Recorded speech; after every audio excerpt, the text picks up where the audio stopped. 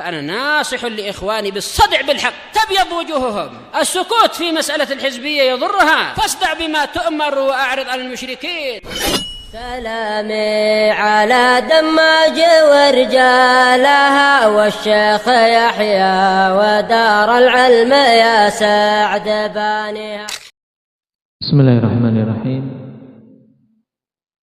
الحمد لله حمدا كثيرا طيبا مباركا فيه كما يحب ربنا ويرضاه. أشهد أن لا إله إلا الله وحده لا شريك له وأشهد أن محمدا عبده ورسوله صلى الله عليه وعلى آله وأصحابه أجمعين. أما بعد. Kita masih pada pembahasan kedua, di mana pertemuan kemarin kita membahas tentang jenis ibadah yang orang-orang musyrikin menjadikan antara dia dengan Allah perantara. Nah, di mana mereka berdoa meminta kepada perantara-perantara yang mereka ada-adakan tersebut, yad'uhum. Kemudian hal berikutnya yang beliau sebutkan, wa yas'aluhumus syafa'ah. Dan orang itu meminta kepada wasaid, perantara-perantara itu asy-syafa'ah. Apa yang dimaksud dengan syafa'ah? Perhatikan, asy-syafa'atu lughatan min syafa'a yashfa'u idza ja'ala syai'a itsnain. Jadi secara bahasa syafa'ah dari syafa'a yashfa'u bermakna genap apabila ia menjadikan sesuatu itu dua. Wasyafa' diddul witr. Dan syafa' genap itu adalah lawan dari ganjil. Yang tadinya satu kemudian apa? Dijadikan ada pihak yang lain menjadi dua. Yang tadinya ganjil menjadi genap. Ini makna syafa'ah secara bahasa. Wastilahan at-tawassutu lil ghair bi jalbi manfa'atin aw daf'i madarrah. Adapun makna syafa'ah secara istilah yaitu at-tawassut lil ghair, yaitu mencari perantara untuk atau syafa'ah yaitu at-tawassut lil ghair, memerantarai untuk orang lain, memerantarai untuk orang lain dalam rangka untuk mendapatkan kemanfaatan atau menolak kemudaratan. Jadi syafa'ah dia apa? At-tawassut, yaitu memerantarai untuk orang lain dalam upaya untuk mendapatkan kemanfaatan atau menolak kemudaratan. Wa maqsudul muallifi huna asy-syafa'atul muta'alliqatu bil akhirah. Dan yang dimaksud muallif di sini yaitu syafa'ah yang berkaitan dengan akhirat. Qatala bil maghfirah, seperti meminta ampunan. Harusnya hamba itu minta ampunan kepada Allah langsung. Tapi dia mencari selain Allah untuk dijadikan sebagai wasitah, perantara, dengan alasan wasitah ini akan memberikan syafa'ah agar Allah Subhanahu wa ta'ala mengampuninya. Ini contoh syafa'ah yang syirki, talabil maghfirah wat tajawuzi 'anil dzunub, dan agar dimaafkan dosa-dosanya. Wa hiya 'ala naw'ain, dan syafa'ah terbagi menjadi dua jenis yang berkaitan dengan akhirat ya. An-naw'il awal asy-syafa'atul khassah wa hiya allati takunu lirrasul sallallahu alaihi wasallam. Syafa'ah pertama syafa'ah yang khusus, yaitu yang ada hanya khusus untuk Nabi sallallahu alaihi wasallam.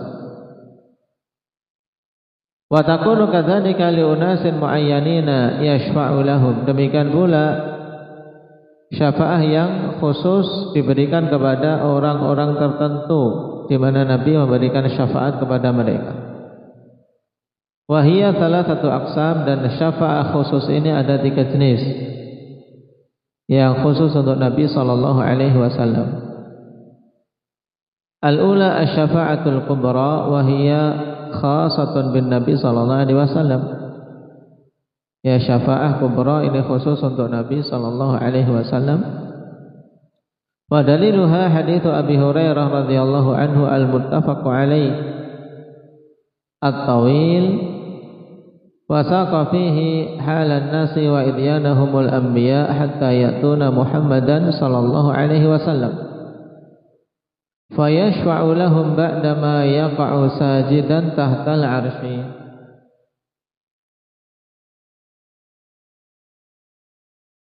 Hadis Abi Hurairah ini panjang, ikhwan, muttafaqun alaih, di mana disebutkan di situ tentang kondisi manusia di hari kiamat kelak, di saat matahari didekatkan dengan jarak 1 mil dan manusia mengalami kepayahan yang luar biasa, berdiri yauma yaqumun nas li rabbil alamin fi yaumin kana miqdaruhu 50 alf sanah, pada hari yang kadarnya 50.000 tahun, berdiri dalam jangka waktu yang panjang. Akhirnya sebagian manusia berkata kepada sebagian yang lain untuk mendatangi para nabi, minta agar mereka memberikan syafaat. Nabi Adam, Nabi Nuh, Nabi Ibrahim, Nabi Musa, Nabi Isa semuanya meminta uzur. Nah, akhirnya hatta ya'tuna Muhammadan sallallahu alaihi wasallam, sampai mereka mendatangi Muhammad sallallahu alaihi wasallam. Fayashfa'u lahum ba'da ma yaqa'u sajidan tahtal 'arsy, maka beliau pun memberikan syafaah untuk keseluruhan manusia yang di padang mahsyar setelah beliau sujud di bawah 'arsy. Nah, disebut syafaatul kubra atau asy-syafaah al-'uzma, disebut juga maqamum mahmud. Kenapa? Karena syafaah ini akan menunjukkan keutamaan Nabi kita Muhammad sallallahu alaihi wasallam yang tidak diberikan kepada para rasul yang lain. Juga syafaah itu dirasakan oleh seluruh yang ada di mahsyar. Wa aidan rawa Ibnu Umar radhiyallahu anhuma anna an-nasa yasiruna yaumal qiyamati jutha kullu ummatin tatba'u nabiyyaha yaqulun ya fulan ishfa' hatta tantahiya syafa'atu ila Nabi sallallahu alaihi wasallam fadzalika yauma yab'atsuhumullahul maqamam mahmuda. Naam, ini tentang kondisi hari kiamat kelak. Ya, semua semua umat mengikuti nabinya masing-masing. Kemudian mereka mengatakan wahai fulan berikan syafaat, sampai berakhir pada Nabi sallallahu alaihi wasallam. Dan disitulah hari di mana Allah Subhanahu wa taala kirim beliau ke maqamum mahmud, yaitu diberi izin untuk memberikan syafaah uzma. Atsaniyah asy-syafa'atu li ahli al-jannati fi dukhulil jannah.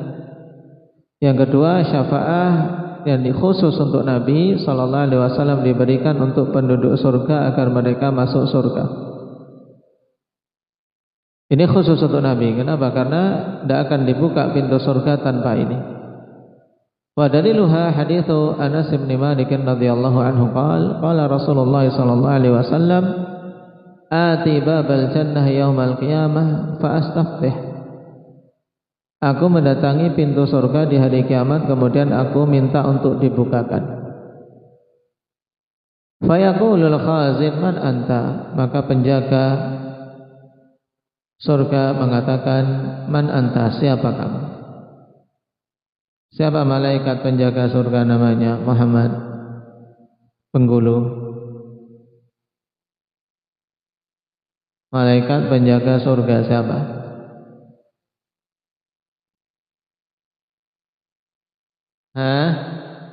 Wallahu a'lam.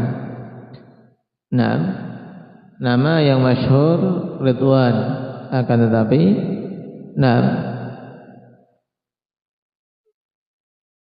riwayat yang sahih tentangnya tidak kita mendapati penetapan nama Ridwan. Yang sabit tentang khazinun nar, yaitu Malik. Adapun Ridwan wallahu a'lam. Maka dikatakan di sini fayaqulul khazin, maka penjaga surga mengatakan, man anta, siapa kamu? Fa aqulu Muhammad, maka aku mengatakan Muhammad. Fayaqulu bika umirtu la aftahu li ahadin qablak,